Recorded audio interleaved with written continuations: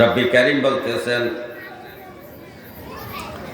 ইন্নামা ইয়ামুরু মাসাজিদাল্লাহ, নিশ্চয় মসজিদ নির্মাণ করবে ওই সমস্ত লোকেরা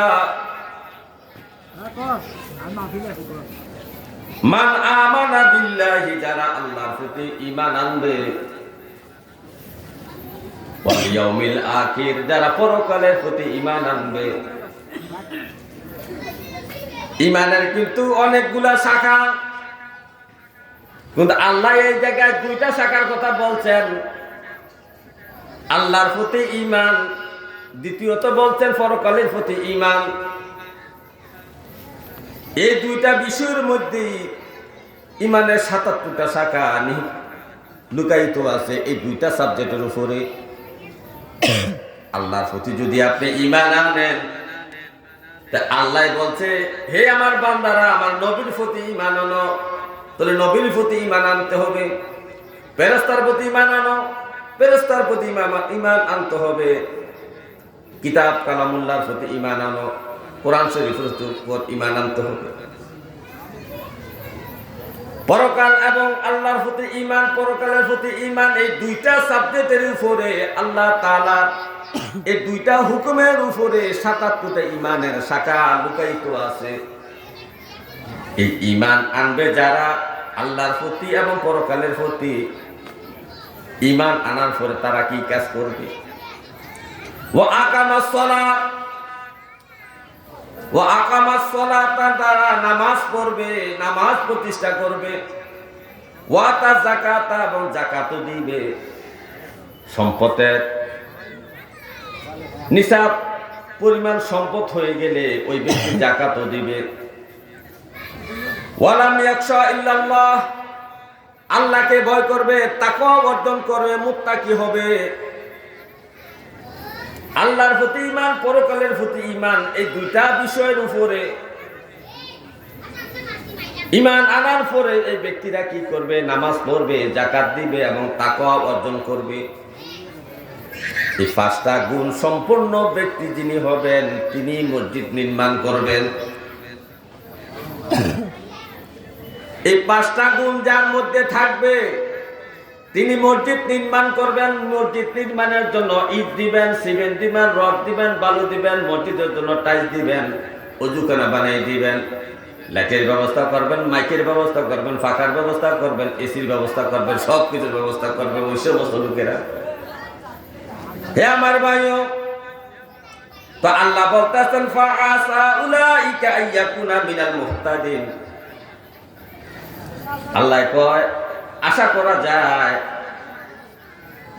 ওই গুণসম্পন্ন ব্যক্তিরা যদি মসজিদ নির্মাণ করে, মসজিদ যদি প্রতিষ্ঠা করে, মসজিদ বানায়, মসজিদের দান সদকা করে, মসজিদে নামাজ পড়ে, মসজিদকে প্রতিষ্ঠিত করেছে, নামাজ প্রতিষ্ঠিত করেছে, ওই গুণসম্পন্ন ব্যক্তিরা আল্লাহ বলতেছেন আশা করা যায় তারা হেদায়েত প্রাপ্ত হবে। আর যিনি হেদায়েত প্রাপ্ত হয়ে যাবেন, বিনা হিসাবে জান্নাতে চলে যাবে। সুবহানাল্লাহ। হে আমার ভাইও, মসজিদ নির্মাণের কথা আল্লাহ বলেছেন, নবী কি বলছেন শুনেন। নবীজি বলেন, মান বানা লিল্লাহি মাসজিদান বানাল্লাহু লাহু বাইতান ফিল জান্নাহ। হে আমার উম্মত, তোমাদের মধ্যে কোনো ব্যক্তি যদি মসজিদ নির্মাণ করে অথবা পুনর্নির্মাণ করে, মসজিদ প্রতিষ্ঠা করে, মসজিদের দান সদকা করে, টাকা দিয়া, পয়সা দিয়া, দেহ দিয়া, বুদ্ধি দিয়া, পরামর্শ দিয়া, নামাজ পড়িয়া, বিভিন্ন প্রক্রিয়ার মাধ্যমে যারা মসজিদ প্রতিষ্ঠা করবে, মসজিদ বানাবে, রব্বে কারীম তোমাদের জন্য জান্নাতে আল্লাহ তাআলা তোমাদের জন্য ঘর বানাইয়া রাখবে। যারা দুনিয়াতে মসজিদে দান করবে, মসজিদে ইট দেবে, সিমেন্ট দেবে, রড দেবে, টাকা দিবে, পয়সা দিবে, মসজিদের যত চাহিদা আছে চাহিদা পূরণ করার জন্য টাকা পয়সা দিবে, ওই সমস্ত ব্যক্তির জন্য জান্নাতের মধ্যে আল্লাহ ঘর বানিয়ে রাখবেন, প্রাসাদ বানিয়ে রাখবেন।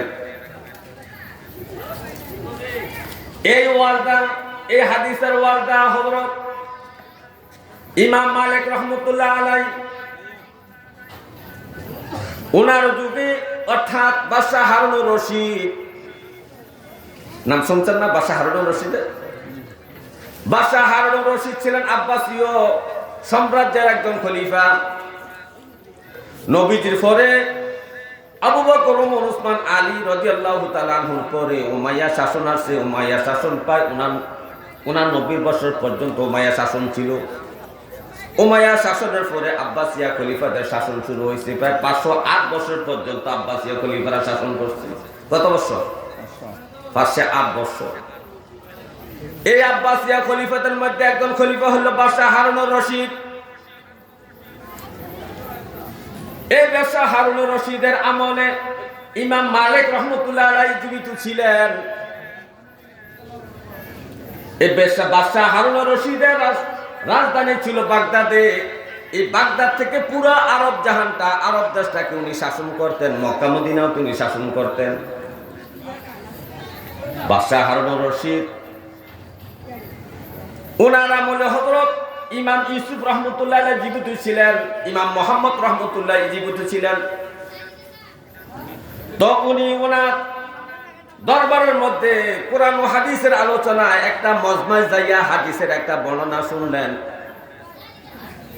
যে নবীজি বলছেন, মান বানা লিল্লাহি মাসজিদান বানাল্লাহু লাহু বাইতান ফিল জান্নাহ।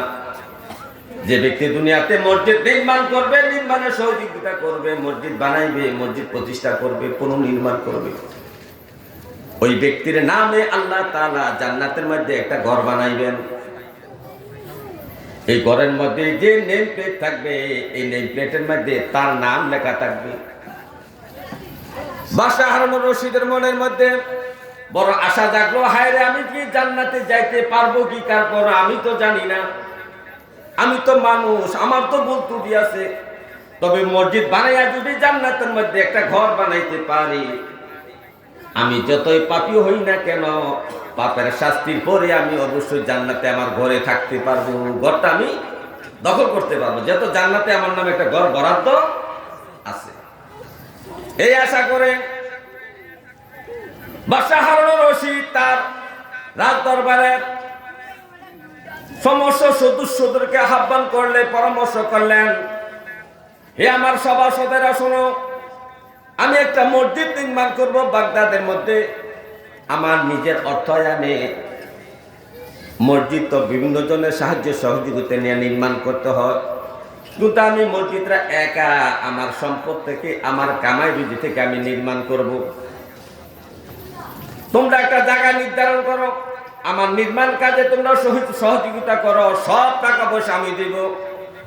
আমার এই মসজিদের কাজের মধ্যে কেউ কিছু দিতে পারবা না, যারা শ্রম দিবা, শ্রমিকের মতো কাজ করবা, তাদের মজুরি দেওয়া হবে। মাগনা কেউ কাজ করা যাবে না, মাগনা কিছু দেওয়া যাবে না, টাকার বিনিময় করতে হবে।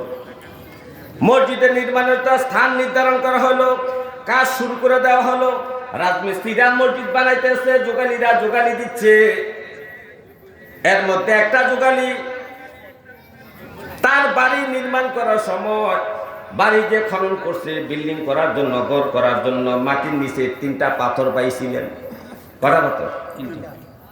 ওই রাজ যোগালী 3টা পাথর পাইছেন। 3টা পাথর খুব দামি পাথর, সাদা পাথর। বাদশাহ হারুনুর রশিদ যে মসজিদ বানাইতেছেন, মসজিদ বানানোর জন্য সমস্ত পাথর আনা হয়েছে সাদা পাথর। কি পাথর আনা হয়েছে? এখন এই পাথরের সাথে যদি আরো কটা সাদা পাথর রেখে দেওয়া যায়, বুঝবে, বোঝা যাবে যে পাথরগুলো কে রাখছে। এই রাজ্যকালী গভীর রাত্রে মনে মনে আল্লাহর কাছে কান্না করলেন, রব্বে কারীম, বাদশাহ হারুনুর রশিদ জান্নাতে ঘর পাওয়ার জন্য একটা মসজিদ নির্মাণ করতেছে। উনি তো বাদশাহ, উনি রাজা, ওনার সম্পদের অভাব নাই, টাকা পয়সার অভাব নাই, কিন্তু আমি তো যোগালী, আমার তো তৌফিক নাই নতুন একটা মসজিদ নির্মাণ করা। কিন্তু আমার ঘর, আমার বাড়ি নির্মাণের সময় আমি 3টা সাদা পাথর পাইছিলাম।